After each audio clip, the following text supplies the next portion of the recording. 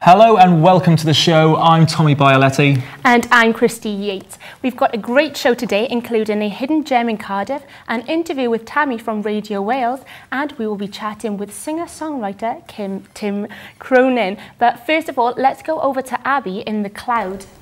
Good afternoon. I'm here to read out all of your tweets and messages, so make sure you stay tuned and let us know what you think on @TVExposure. Let's see what else is on the show. We find out about what University of Glamorgan alumni Tammy is up to now. We reveal another secret gem of Cardiff, a brilliant charity called Pedal Power, and we also catch up with a band called With Falling With Style, who are ready to release their new EP in May. Now, before all that, we're going to take a look through the afternoon news. Christy. Ella is a journalism student and she's joined us today. Hello, Ella. Hi there. Hi, Ella. Okay. You okay? So I've brought like a few newspapers with me. I think obviously the obvious choice for today's news would be the incident that happened yesterday, the Boston bombings, which is obviously a devastating piece of news. One of which it says in the Times that 2 people were killed. I think it's been confirmed like this morning there was actually 3 people that were killed. 3 people now, yeah. Really and I actually saw when this came out yesterday a film from someone who had obviously taken footage from an iPhone, and you know, it was his friend that was trying to finish this race. He was running for charity, and obviously then you just hear this explosion in the background, and I think police have now said that it was about 3 explosions altogether, one in JFK Library as well, which is obviously very worrying.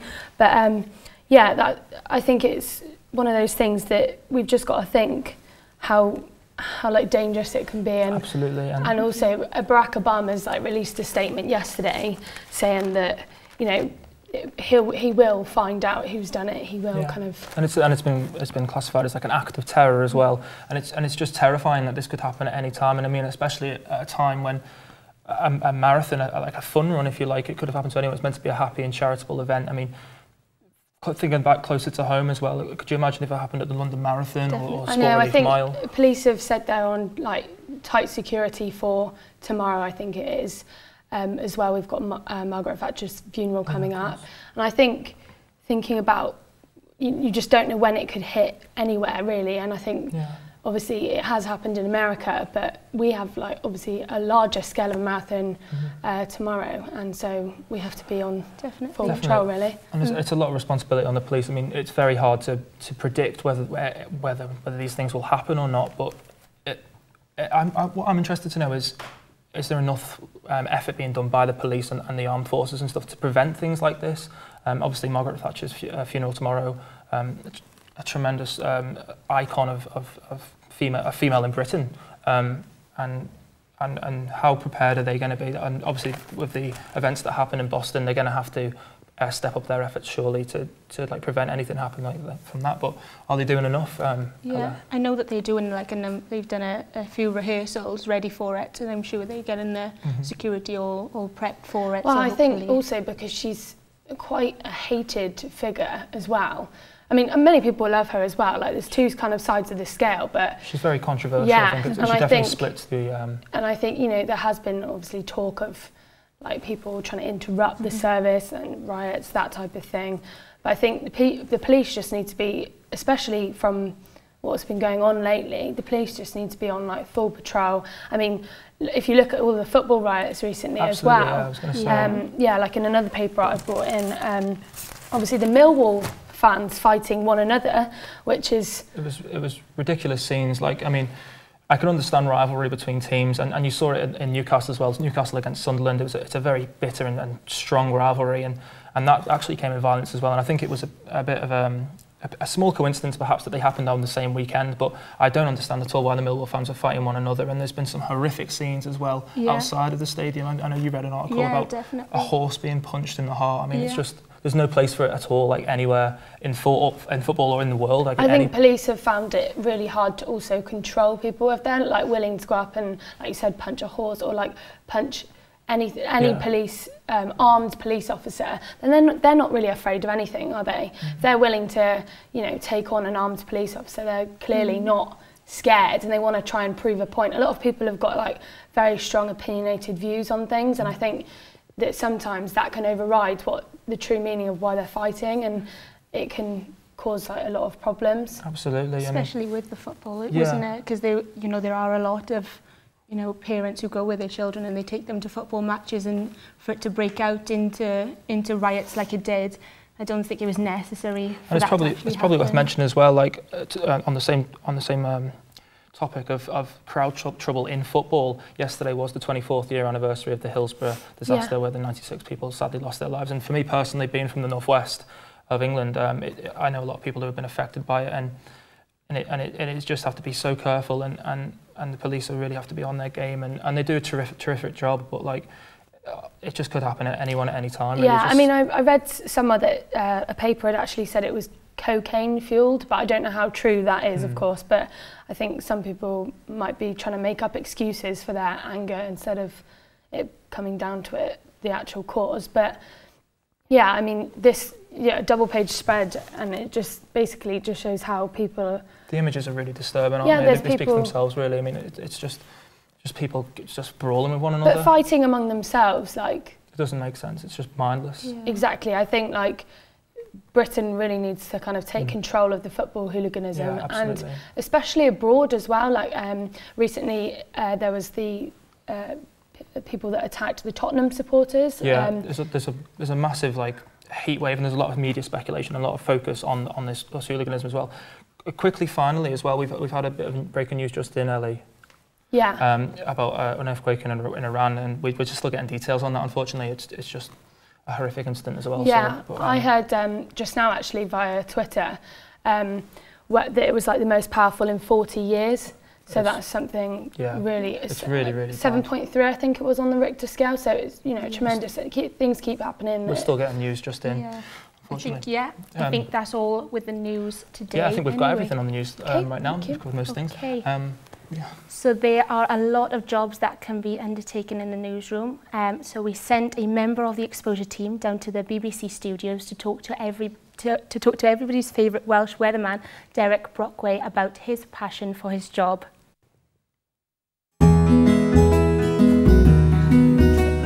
I went down to the BBC studios in London to meet up with Barry-born weatherman and meteorologist Derek Brockway.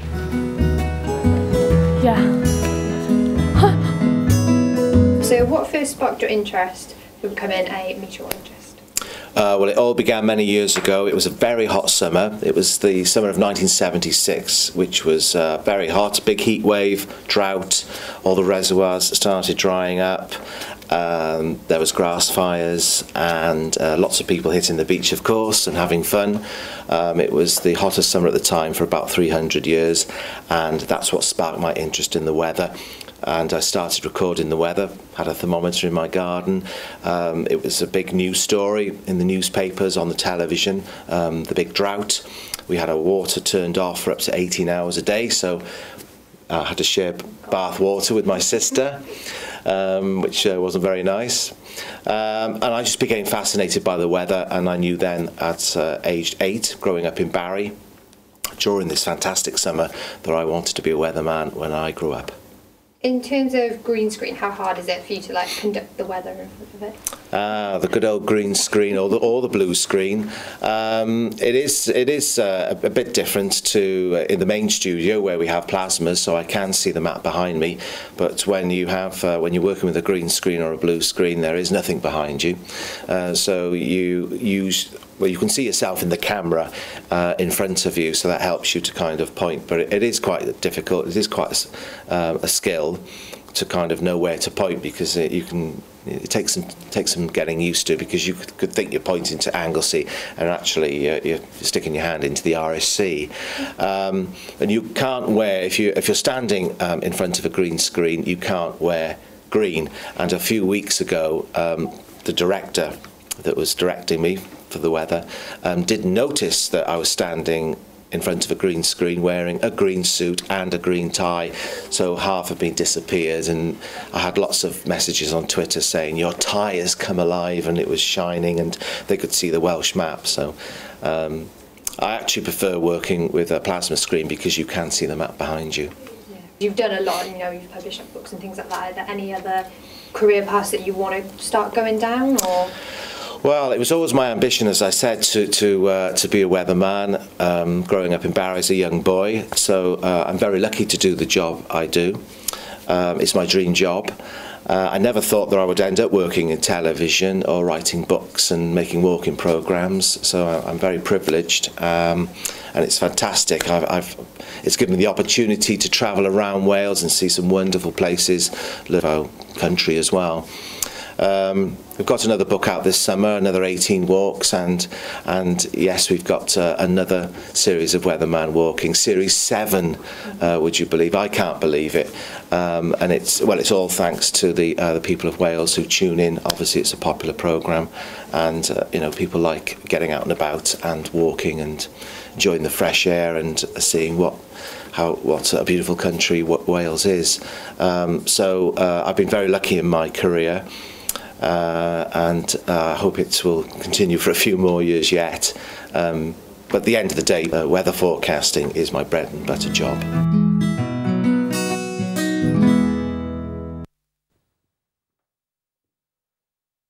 And it's an interesting, just to get Derek's perspective there, someone who's actually made it in the industry. We've still got loads more coming up, so make sure you stay tuned to Exposure.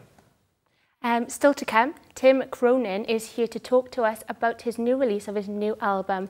We reveal another hidden gem of Cardiff, and fashion students from Cromwell House are coming in to showcase their work. We'll soon be launching our new competition with prize donated from local businesses, making sure you stay tuned throughout the week so you don't miss out on how to enter. Now, up next, we reveal another hidden gem in Cardiff. Exposure's Leah Coombs went to a local charity called Pedal Power to find out how they are doing their bit for the public in Cardiff.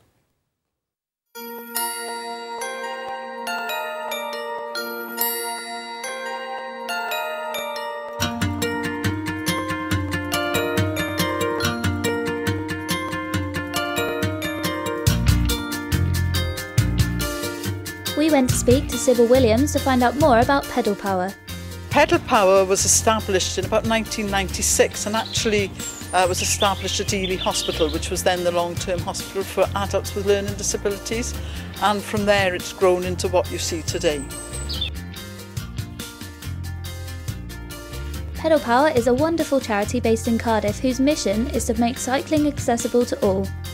We have many volunteers here, over 100 volunteers, and probably contributing about 1,000 hours a month to the charity. The charity gets its money in the main from grants, donations, or through the bike sales.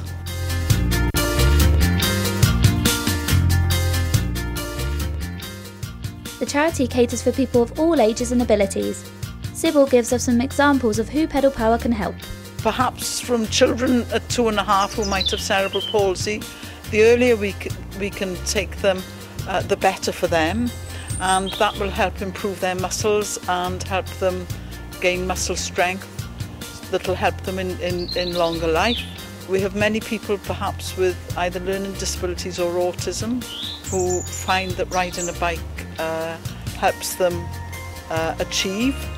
And then the oldest people we have are in their 80s who still want to get out on a bike, so they go out on a side-by-side or a trike. So really we say that we cater for absolutely everybody. Pedal Power takes part in many events throughout the year in a bid to raise money for the charity. On St David's Day, and we have for the last few years joined in the Cardiff Parade, and people really enjoy that. And they also have a Halloween spooky ride at Halloween, We have a Christmas bike ride. We had an elf bike ride down the bay at Christmas. And we also do a big sponsored bike ride. This year it's going to be in September, where people cycle from Brecon to Cardiff. And then we also have a ride that goes from here up to Tongwynlais or just around the park. So it means that everybody can participate and help raise money for Pedal Power. If you'd like to find out more or volunteer, email www.cardiffpedalpower.org or telephone 02920 390 713.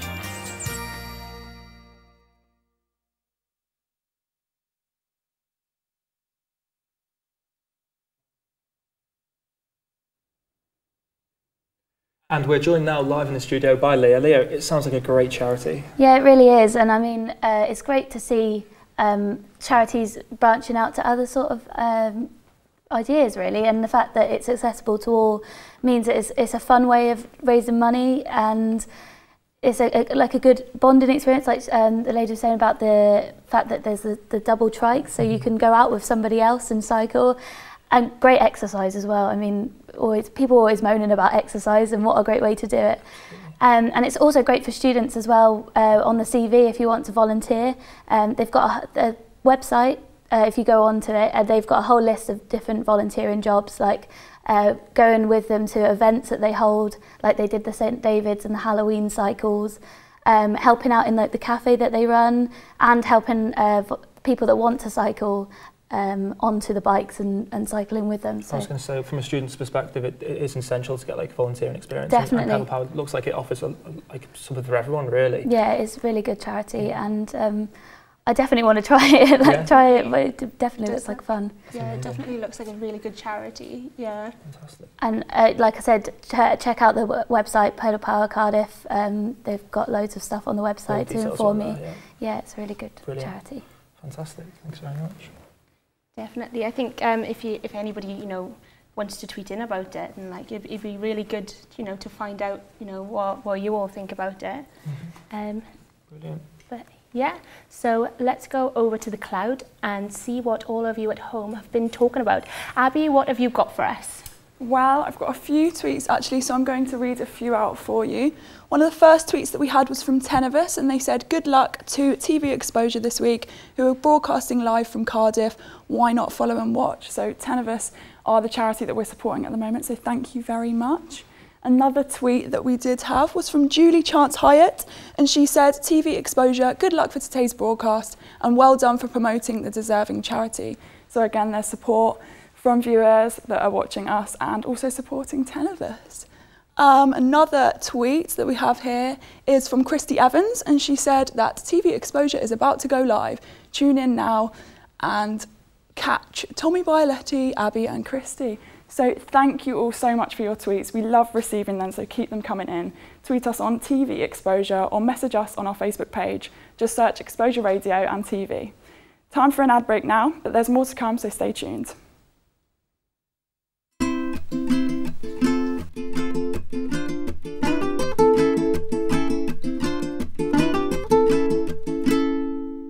This isn't a sandwich. This isn't a sandwich. This is a sandwich.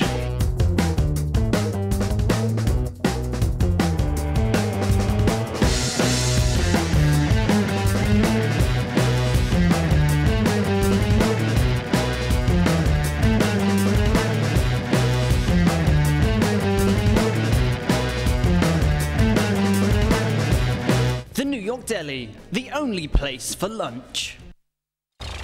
It's like old times, to hear me coming through your speakers.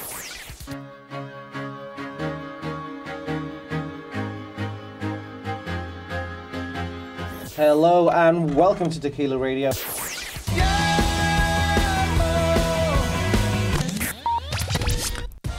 Tequila Radio, the student radio station for Glamorgan.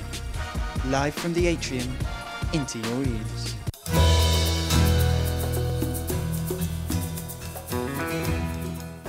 Hi, I'm Emma, owner and manager here at Emma Jane's Cupcake Kitchen. We create handmade gourmet cupcakes made with the finest ingredients at reasonable prices. Throughout the year we hold themed workshops where you can come and learn how to decorate cupcakes. See our website for more details. We have a variety of tastes to suit everybody, including red velvet, vanilla, chocolate and peanut butter and chocolate chip. Oh, thank God that's over. Pub? Yeah, good at you. But I'm really hungry. I feel they do really good wraps there. And it's 2 for 1 on drinks with these pink slips. Let's go.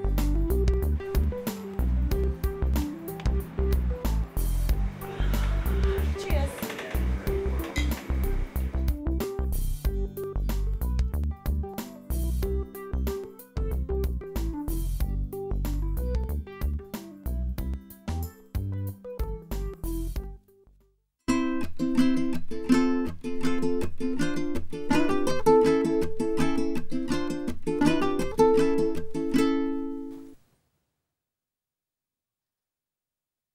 Hello and welcome back. We hope you're enjoying the show so far. Remember to tweet us your views on the show at TV Exposure. It's very important that we get your feedback. And still to come, we find out how to fundraise and raise money for cancer charity 10 of Us. And we take a look at what the band Falling With Style are up to. But now we've been joined by Tim Cronin. He's released his new album, Times Are Changing, which is available to buy on iTunes. And I think it's on Spotify as well. I'm not 100% sure though, but thanks for coming in, Tim. That's right. So basically, you've just released a new album, but tell us how you got into the music scene originally. It's a bit of a weird one, really. My background was in rugby. So when I was a lot younger, I was at London Irish Academy. So from when I was like 14 to 18. So that's kind of what I thought I was going to do. Yeah. Didn't quite work out, and then I kind of took a year out and pursued music a little bit then. Then I came to university in Cardiff for 3 years, and I graduated in June, just gone. And then kind of this year I've spent more time just kind of focusing on music. Yeah. Fortunately it's kind of gone really well and things have started to pick up, so yeah, I'm just kind of enjoying it and seeing where it takes me. Because you didn't actually like study music, did you? You studied sports science? I did, yeah. I studied sport exercise science, graduated in June, so that's kind of where I'm trained, I guess, if you like it, hence my attire. But yeah, I mean, music's always been my passion. That's what I love doing. I mean, I love the sport kind of side of things as well. But for me, kind of music's a good outlet, and it's so different from what I've studied in and what I do day to day. It's lovely to kind of have that kind of two diametric ends of the scale. So when did you first start getting into music? I'm pretty self-taught, so I taught myself piano and guitar, and then kind of I started writing classical music on piano. So like kind of 10, 15-minute long pieces of music, and then kind of the natural transition was into songwriting.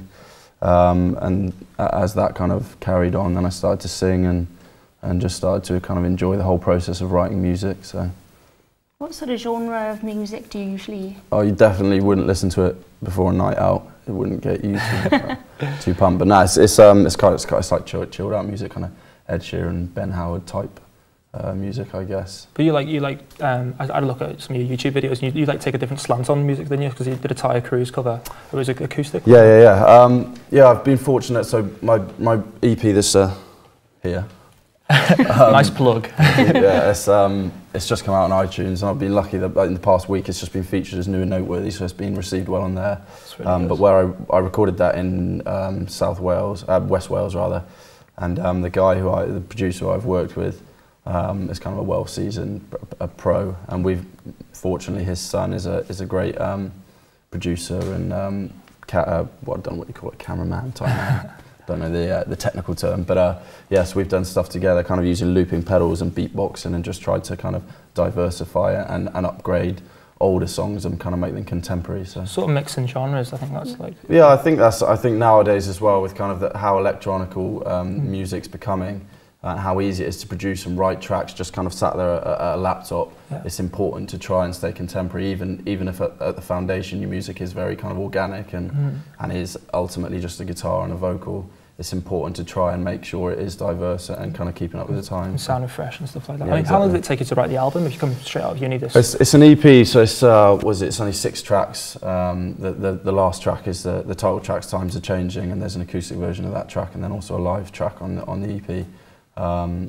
It took me probably, I mean, it's weird, kind of the writing process for me is very different. Sometimes it can come in 10 minutes, and sometimes it takes, you know, it can take a good 2 months to really finish off a song. And do you tour? Like, do you go around? Do you yeah, so I've got obviously I've been in the studio for the past few months, but I've got a few gigs coming up now. I've got one on Thursday in BBC Studios. Amazing. Which is opening for Phil James, which is good for his EP launch, album launch rather. And I've got another one I've played at the Millennium Stadium a couple of times because of the sport. I kind of got the rugby contacts through them. But for the Sway Lake Finals Day, which is on May the 4th, so if anyone wants to come and see, then come along to that as well. So that should be a good day. So. Sounds good. It must have been a really good atmosphere if you was playing in the Yeah, it was great. It wasn't the Six Nations, it was the Autumn International, so before the Australia and New Zealand game. But it's just great, you know, being involved in the atmosphere and then getting to watch the game for free is an added bonus. So yeah, no, it's fantastic. I can't complain. It must be really difficult, like, well, from my perspective, going out to the Millennium Stadium, and playing in front of people who are paying to go and see a rugby match, and you're trying to give them music to go to. But from your background, does that scare you, or did it spur you on? I guess I've always kind of immersed myself in an environment where performance is kind of paramount. I think if you let yourself come across as nervous, immediately that unsettles the audience, and all you've got to be is, as long as you're relaxed and you believe in the product you're selling, which is either your performance on the pitch or in the performance that you're doing musically, then the crowd immediately is relaxed, and then kind of you create that rapport where it starts to go well. So amen to that. That's inspiring. I think I'm welling up a little bit about that. Yes. It was quite touching. So if any of you listen to Tim's songs, then it'd be lovely to have some tweets off for you. Okay. Thank you very much for coming in today. Okay, so the University of Glamorgan are celebrating its 100-year anniversary this year, so every show we will be speaking to past graduates to see how they are getting on in the working world. Here's what Tammy Boyes has been up to since finishing her degree last year.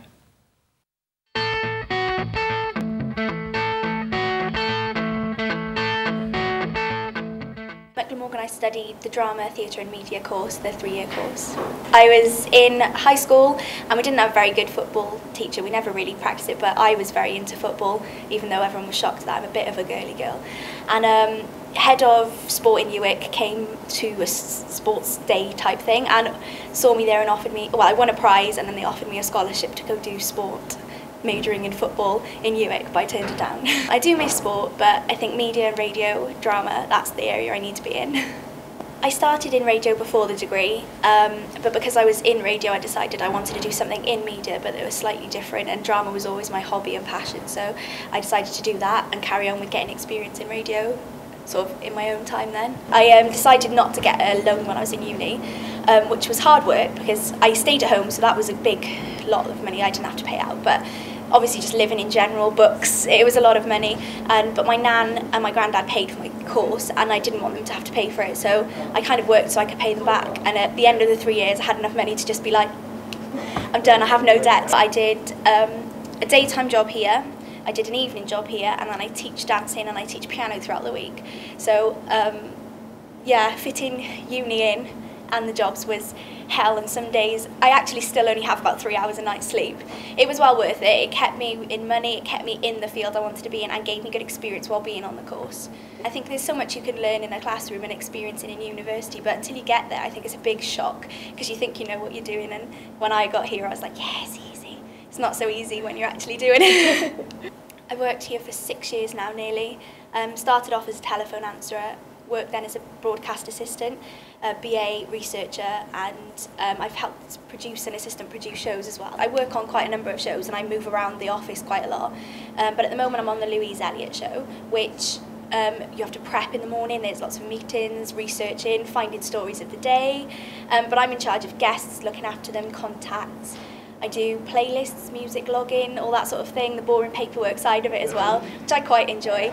Trying to think what else to do. Yeah, and then in the live show then I just make things run as smoothly as possible. I help the producer, I make sure the guests are comfortable, I make sure the guests turn up. A bit of everything really. It's literally, you've got to be able to just be a bit of a runaround. I'd like to be in BBC Radio Wales still, if there was jobs for me, but with job cuts, who knows.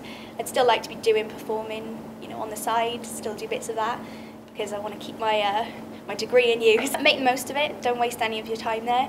I made the most of it, and I'm glad that I did, even though it was hard work, I did the extra jobs and bits on the side because it helped towards it in a way. Put the time in, and yeah, you'll get the results. And it's amazing just to see like the experience that Tammy has, and she's been at the university, definitely. So it just gives us all a bit of confidence that we can go on into the industry and make it. Let's go over to the cloud to see what you guys have been saying during today's show. Thank you very much, guys. We've had a few more tweets. So firstly, I just want to say thank you so much for everyone that is tweeting in, because we really do love receiving them. So firstly, we've got a tweet from Glam Life that's basically just telling everyone that we are online right now, so just keep watching. We have another tweet from Jamie Pritchard, which I think he's making a little joke about one of our adverts. He said, "This isn't a sandwich, this is a sandwich." Brilliant, proper belly laugh. So thank you very much to you too. Also, there is an update on the earthquake in Iran story. Basically, BBC have tweeted that there aren't actually any deaths confirmed, so fingers crossed, and that's really nice to hear that maybe it's not as bad as we thought. So basically, guys, I just want to say, please keep tweeting in. We love hearing about it, and we really need some more followers. We've got 8 followers to go until we hit 500, so please keep them coming in. Tweet us on @TVExposure or search for Exposure Radio and TV on Facebook. With the all-important game between Cardiff City and Charlton Athletic tonight, we went to talk to BBC Wales Today sports correspondent Claire Summers to find out just how important a win would be for the team.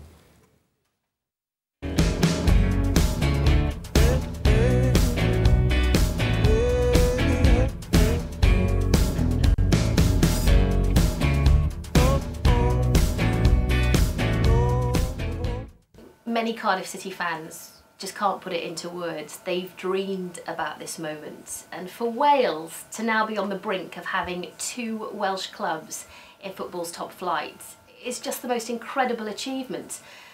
I think even though the fans are getting jittery and you know, the nerves are jangling, the manager all through the season has just been really poised and calm and terribly composed. And I really feel that that has had a huge impact on the club and how they've played this season. Cardiff City are the best team in the league by far, and Malky Mackay will want to just not only win promotion, he will want to win the championship title.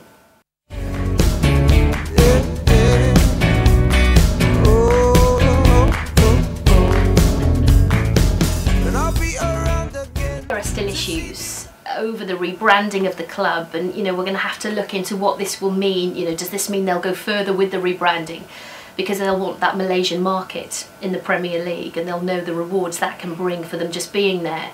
A lot of talking to do, and you know, there are still fans who are very resentful about the changes. But I'm hoping that, you know, come tomorrow night, should that be the case, because it's not if, it's when they go up.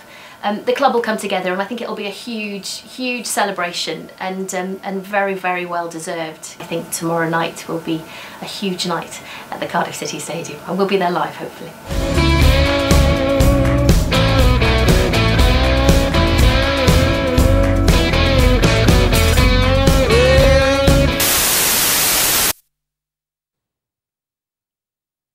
A big thanks to Claire Summers there for giving up her time and talking to us a little bit about the Cardiff City promotion. I for one think it's going to be a great thing. I mean, ever since I've moved to Cardiff, they've been trying to get promotion as best as possible. They've just missed out narrowly on the last 2 seasons, but this year they've been top for, I think it's to the end of September, so they've had plenty of time at the top of the league, and fingers crossed they can do it. I mean, because it's going to benefit the city, people who aren't even football fans. It's going to generate tourism, it's going to generate people coming to the city from all areas of the country, and Premier League football as well is a massive financial impetus to just get to get around Cardiff, if you like, and not to mention that Swansea are already in the Premier League as well. So it's going to be a massive derby if they get through. So I hope you stay tuned, and we'll see you after this very short break.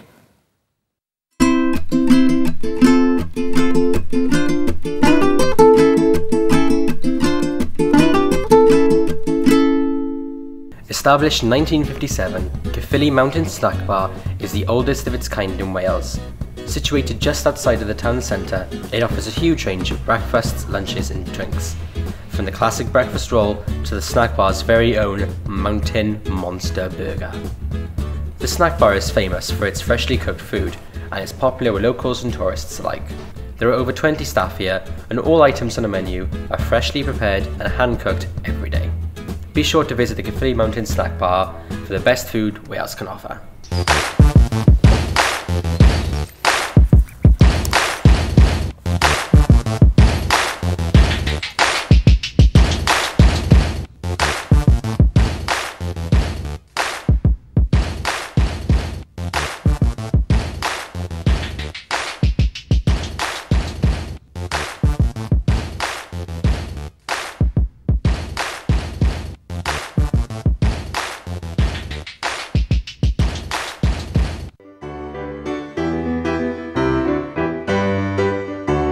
Made with the finest Swarovski elements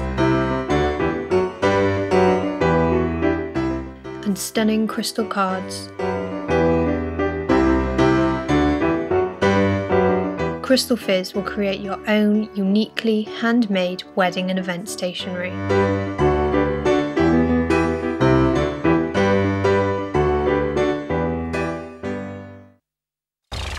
It's like gold dust, you hear me coming through your speakers.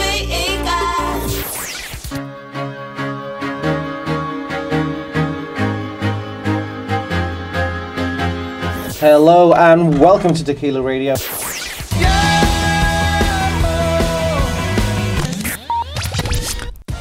Tequila Radio, the student radio station for Glamorgan. Live from the atrium into your ears.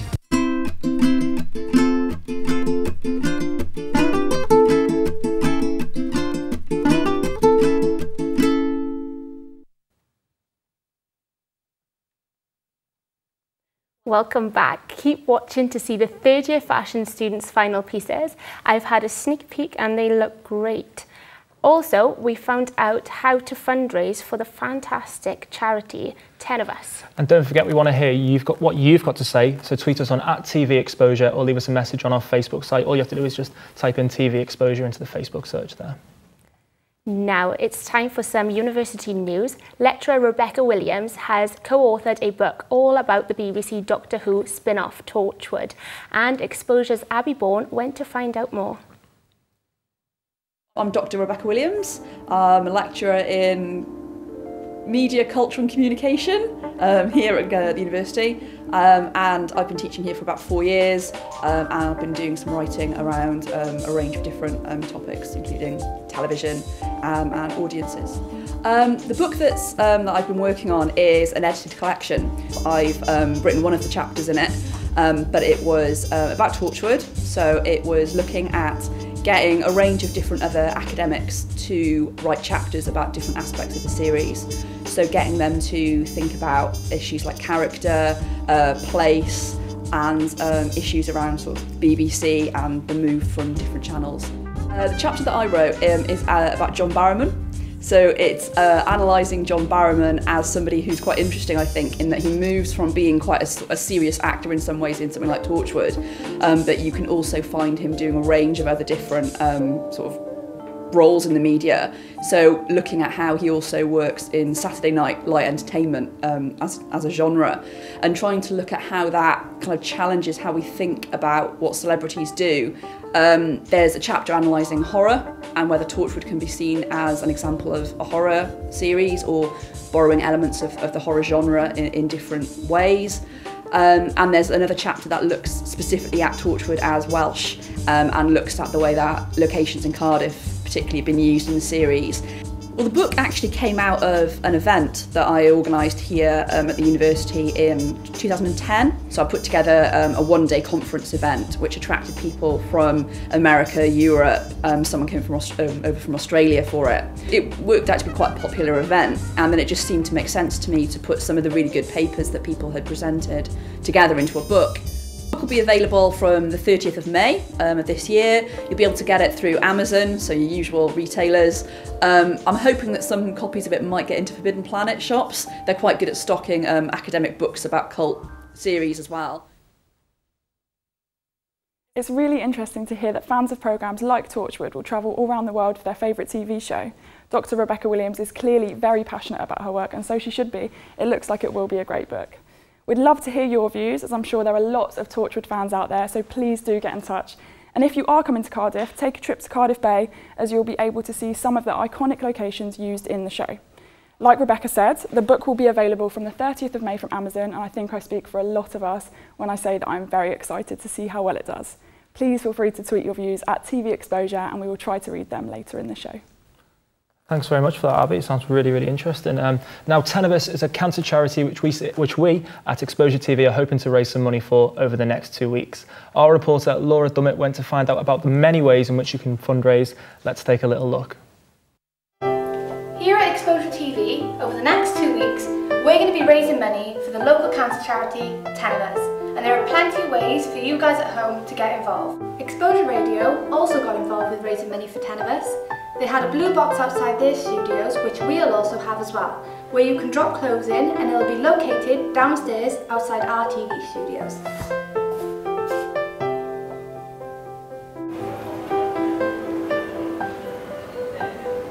So, the clothes that are being donated will go straight to the Tenebris charity. There's plenty of ways that you guys at home can get involved too. You can hold your own cake sale, do your own movie night, or for the more adventurous, Tenebris also do their own skydiving. For more information on fun ways to get involved, make sure you check out the Tenebris website. The Exposure team all got together and had our own movie night, where each person paid £3 on the door and we watched a film on the big screen. This was a great way to get involved and raise money for Tenebris, which you guys at home could also do. Charge somebody when they come in. It's a great way just to raise money and get together.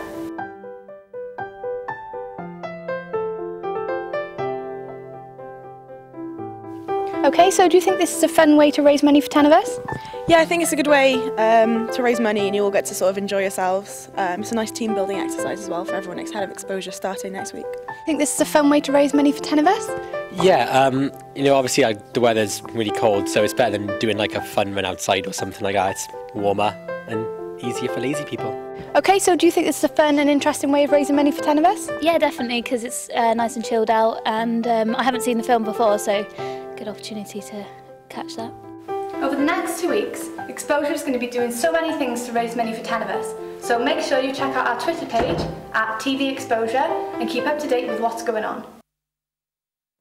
So if you guys at home wish to donate, you can text EXTN92 and the amount you wish to donate to 70070.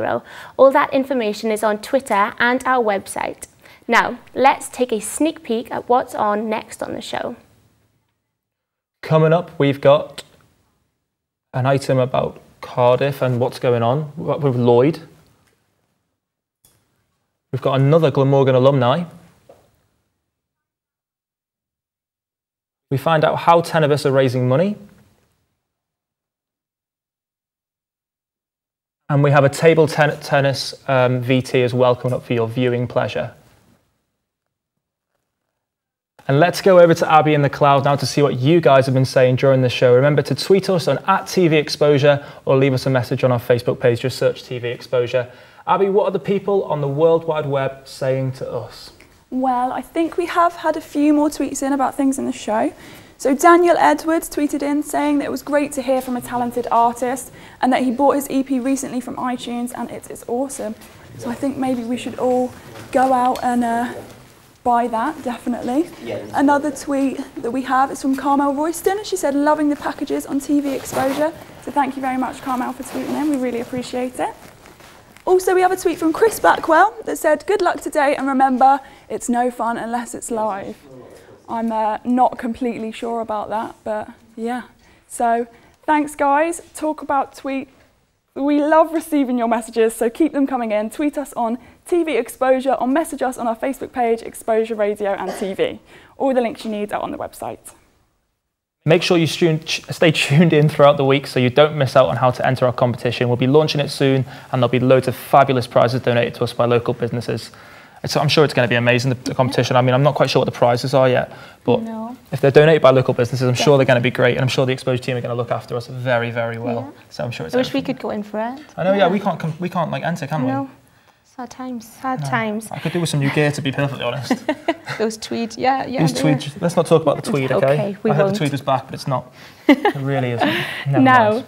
we've been very lucky to get some final year fashion students to showcase their work. Thank you guys for coming in. So, I know you're really busy, but can you tell us about everything that you've been doing for your final project? Like what inspired you to make these designs? My collection, we had our brief basically was on, we could do what we wanted long as it was something we were really interested and passionate about. So I did mine based on, it's called Once Upon a Time in New York City, so it's like quite fairy tale like, and just like simple garments, and then the accessories jazz all mine up.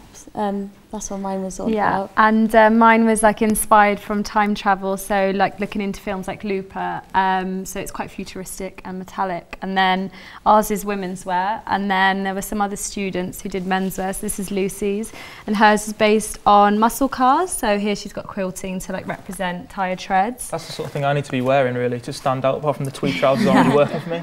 I mean, they look amazing. Like, how long did they take it? Because from my experience in like textiles and things like that, it's very, very limited. I did a bit when I was in year 9. I did a bit of knitting. And I couldn't hack it. I was really, really bad at it, and I just lost my patience with it straight away. How long did it take for you guys to make something like this? It just looks so amazing. Well, like Lucy definitely sweated over that for about 5 million years. So it took her forever. And then like Jess's stuff is more like formal wear, so hers is based on smugglers. Hold this up. Can we have a little look? I mean, I want to have a look at this. This looks pretty. It's amazing. It's really cool. Wow, you wouldn't miss me walking down the street in that, would you? Definitely couldn't wear that It's on amazing. holiday. Can I try this on? Yeah, of Is that okay? I don't know if this is going to work. I mean, I'm not sure if the ladies in this room can handle me wearing this. It looks pretty cool. Let's do a twirl for us. Wow. I like to call it, have you got a name for it? 'Cause you could call it like the kitchen foil coat. So shiny. I don't really know. It probably says wow. I feel like a biker. I think you'll stand out, definitely. I'll definitely stand out, won't I? It's a good look for you. I feel very hench, to be perfectly honest. I feel like the Hulk. You look like a superhero, in a way. Yeah, Yeah? I like it, yeah. There. I think it's something different, which is really good. Definitely different. Yeah, especially the way that fashion's changing these days. It's nice to see something different again. Yeah, so, menswear. It's a really nice piece. How many have you got to make each time? 6 complete outfits and then like accessory range. Yeah. Right. These are just like little bits of ours. These are kind of like the main parts of the collection that sum it up. Right. So it's a really like, for anyone who like is thinking of doing it, like don't take it lightly. It's really, really intense course. Like we're in very long hours, but obviously when you see it like hung up like that and get to talk about it, it's like rewarding. Yeah. What sort of artists do you like take your inspiration from? Like, is there you mentioned Looper and like films and stuff, but are there any like particular like, artists who inspire you to make like these amazing like standout clothes, if you know what I mean? Yeah. Is there anyone in particular? I think like with that collection, it was based on like a fusion of like street art, but it's mostly like muscle cars. So obviously that's from kind of kind of like men's gadgets and things that they're interested in. And Michelin Man.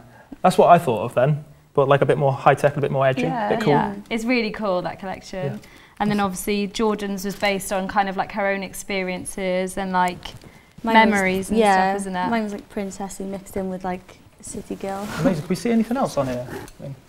Yeah, that's Jess's. That's based on smugglers. So she's used like coins as like buttons and stuff. It's really cool. There's a lot of design, like different materials going on here, which is really nice. I love the buttons on it. Yeah. They're really coins lovely. and then drilled They were 2 holes coins? drilled in, Yeah. to make it a button. Wow. And I think like also with menswear it's a lot more challenging because with women's wear you can basically tell a woman to wear anything, she'll wear it. But with menswear it's obviously about the details and kind of like, so I think that's like quite hard to break through.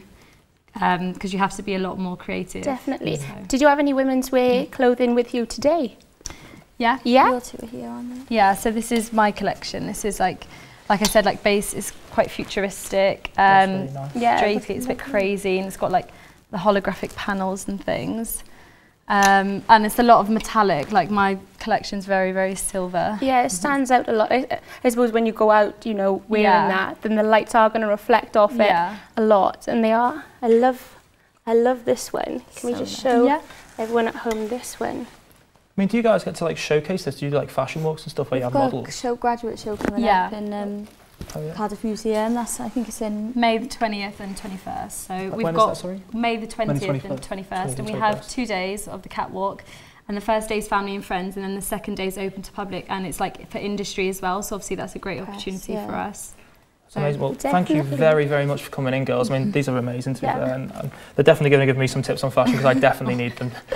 Thanks so much for coming in. It's great, and best of luck with the fashion and everything, and I hope it all goes well for you in the future. Thank you so much. Brilliant. Well, we'll see you very shortly after this short infomercial.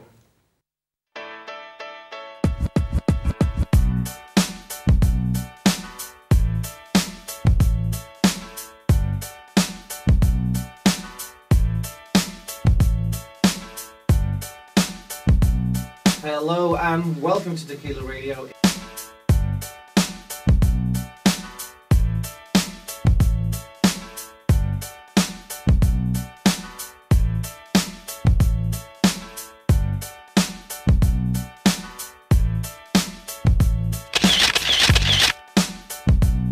Lights, camera, action!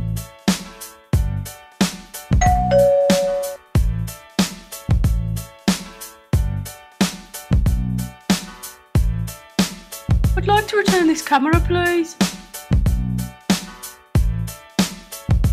At the University of Glamorgan, you can be whatever you want to be, so why don't you come and find out more? Next up, we had a chat with Fall In With Style, an unsigned yet undoubtedly talented group of young guys from Pontypridd. They started their journey in 2010, and after sharing the stage with some big names such as Kids in Glass Houses, they are ready to release their new EP, Hell You Call Home, on the 22nd of April.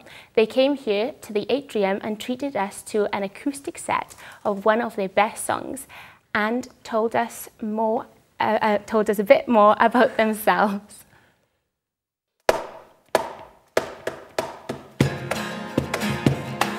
We're Fall In With Style. I'm Lucas and I sing.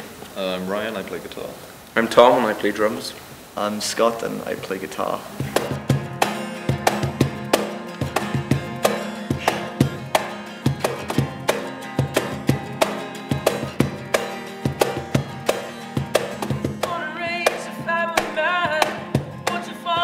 Yeah, after we finished the release of Tides, we started writing songs, and at first it kind of went slow. We wrote Different Eyes, which is the like lead single.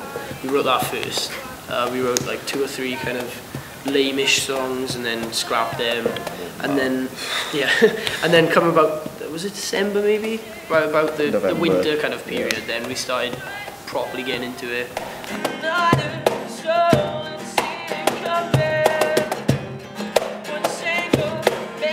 I think individually we've all upped our games, like lyrically I've sorted myself out now. I think the songs are more fun to play live. It's just all around very peevy. They don't drag on as much as the old ones. They're quite a lot more interesting to listen to. Yeah, exactly, because we used to like be around the bush with songs and we'd like 10-minute intro for everything lame songs. Everything possible. Chuck everything. But now it's a lot more kind of like found our song. Yeah.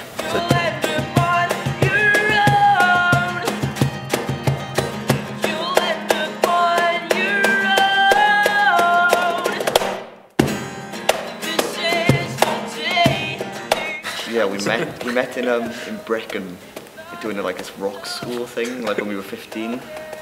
Yeah, we met there and we were like, oh, let's start a band and blah blah blah. And then Ryan was in Florida playing with Mickey Mouse. Yeah, we were like, oh, let's start a band, and then 2.5 years later we did.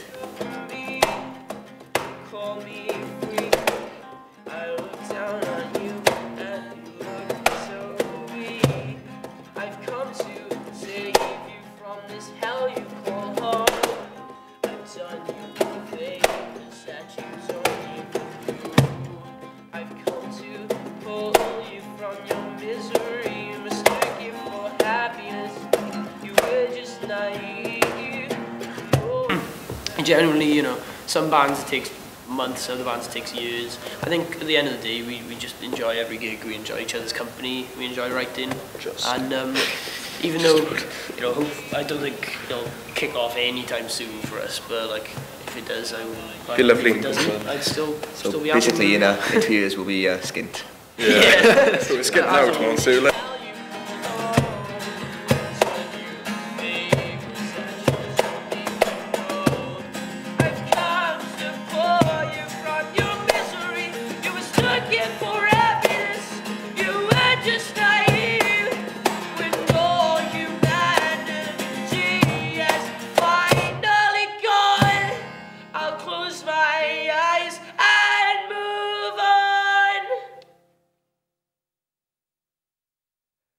And a big thank you to Fallen With Style there for treating us to a rare acoustic set. I'm sure the future looks bright for them. And if you want to listen to more of their songs, you can find them on Spotify and on iTunes. You can also catch their release of their first single from their new EP on Blank TV on the 22nd of April.